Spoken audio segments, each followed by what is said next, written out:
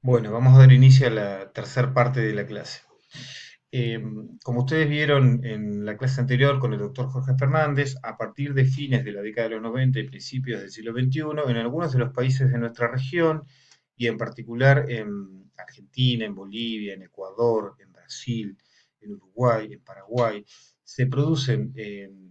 determinadas crisis, en algunos casos autóctonas, en otros casos por contagio, podemos decir, que afectan la legitimidad del Estado neoliberal y que sobre todo dejan en evidencia las consecuencias sociales y económicas de la implementación de ese modelo y del desarrollo de ese tipo de Estado sobre la sociedad, ¿sí? En términos de incremento de los niveles de pobreza, en términos de evaporación de la autoridad pública en determinados espacios territoriales, en términos de incremento de los niveles de interdependencia de los países de nuestra región, perdón, de dependencia de los países de nuestra región en relación con el sistema mundial, en términos de incremento de los niveles de desempleo, de indigencia. Bueno, creo que cualquier revisión de los indicadores que proporciona sobre todo la CEPAL como máximo organismo regional, donde uno puede consultar estadísticas confiables, queda más que claro que eh, sí, las consecuencias económicas y sociales del modelo neoliberal estuvieron muy alejadas de las promesas iniciales, ¿sí? Y sobre todo no resolvieron el problema fundamental que tenía que ver con, sí, dar respuesta al deterioro de la situación experimentadas por las poblaciones latinoamericanas a partir de la crisis de la deuda y de la crisis del Estado, de la matriz estadocéntrica, ¿sí? Al contrario, en la mayor parte de los casos profundizaron los problemas observados en la década de los 80, ¿sí? ¿Qué pasa a partir de principios del siglo XXI? Algunos autores utilizan la noción de Estado neodesarrollistas, otros hablan de la posibilidad o del intento de construir una nueva matriz social o una nueva matriz de relaciones entre Estado, mercado y sociedad. Estas experiencias, de todas maneras, no alcanzaron a todos los países latinoamericanos, sino a algunos, la amplia mayoría, pero no a todos, ¿sí?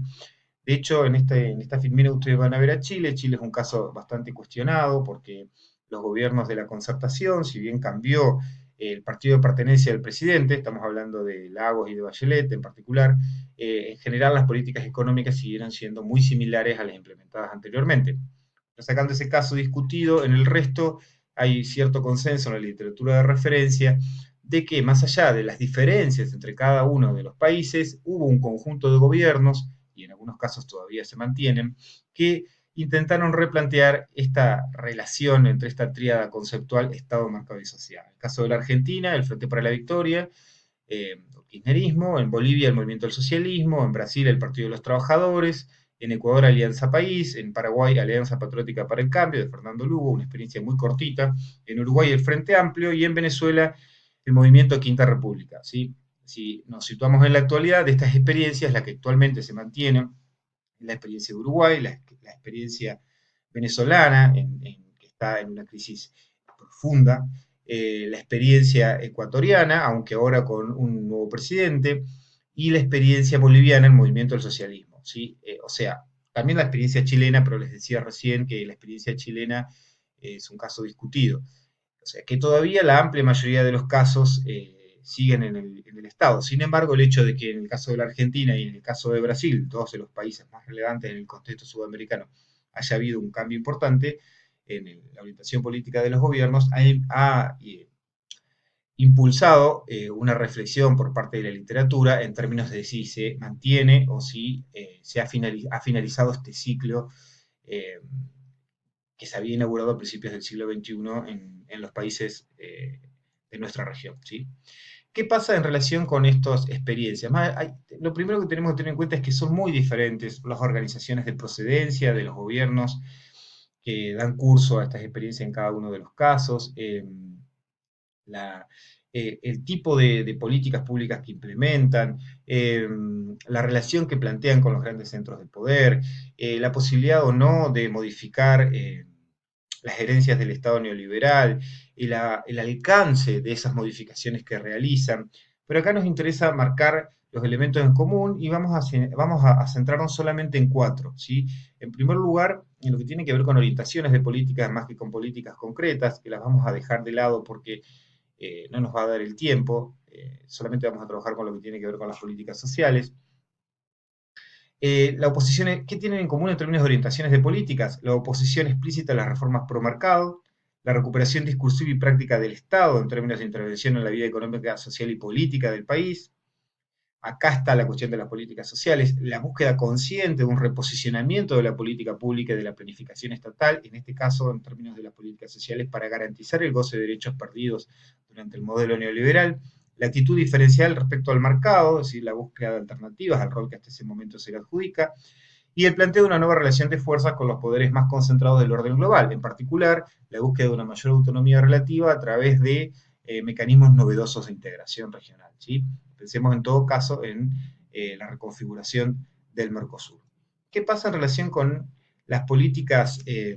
Bueno, sintetizando, uno podría decir que lo que tienen en común es la búsqueda de un nuevo equilibrio entre Estado y mercado, el impulso a la democratización de la sociedad y la búsqueda de una mayor igualdad social. Precisamente este énfasis en términos de una búsqueda de mayor igualdad social es lo que autoriza a algunos autores a hablar del giro a la izquierda de América Latina en estos años. ¿Qué pasa en relación específicamente con las políticas sociales? Los autores que nosotros usamos como referencia plantean que hay, Sibeci dice una segunda generación, Gudinas habla de una tercera generación. Lo importante en todo caso es que los dos autores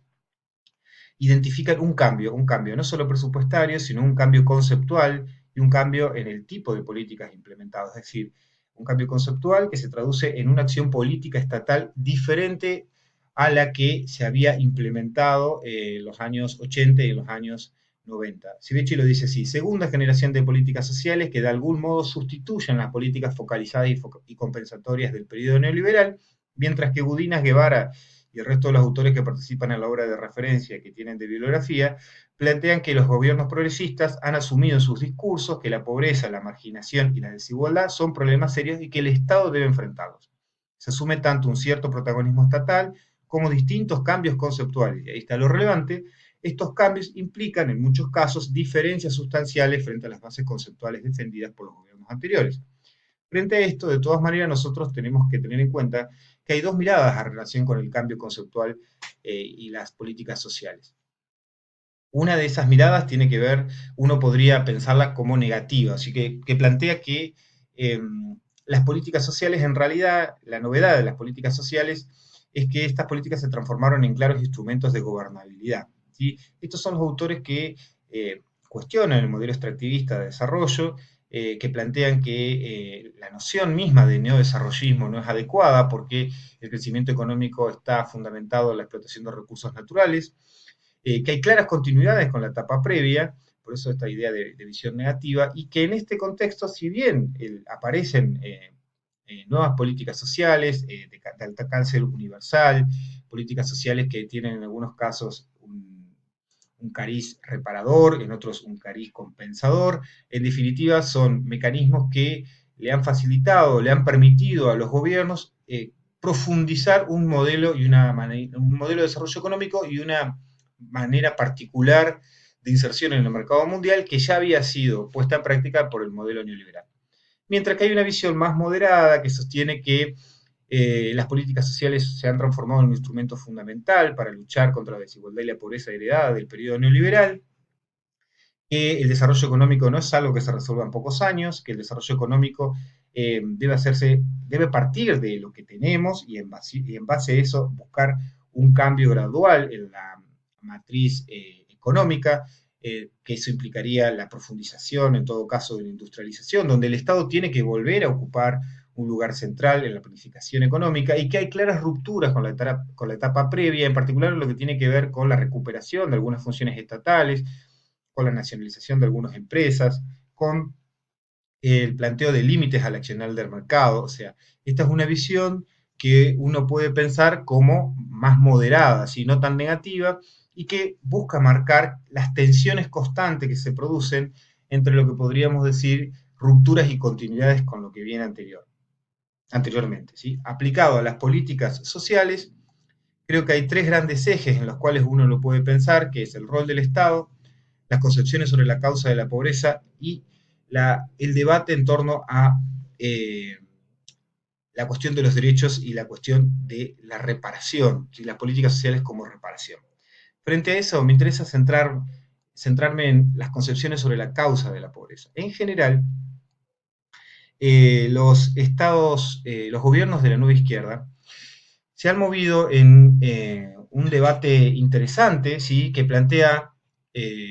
si la pobreza es causa de determinaciones externas o si es causa de determinaciones internas. ¿A qué nos referimos con esto? Aquellos autores o aquellos académicos que plantean que la pobreza es resultado de determinaciones externas, básicamente están haciendo referencia a que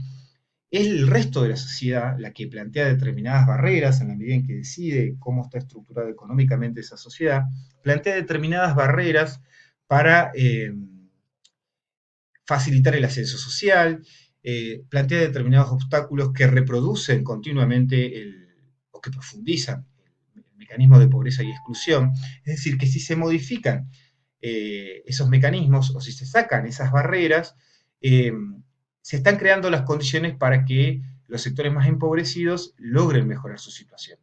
O sea, no es culpa de los sectores empobrecidos, sino del resto de la sociedad. Por eso se habla de determinaciones externas. Mientras que aquellos académicos, aquellos autores que plantean la noción de determinaciones internas, dicen que la pobreza es más resultado de alguna limitación propia de los individuos, ya sea en términos de falta de educación, en términos de su cultura como grupo social, entre otros aspectos. Perdón, justo me salió el mensaje de que se me está agotando la batería. Los gobiernos de la nueva izquierda en general se han situado aquellos, en aquellas concepciones más vinculadas a la pobreza como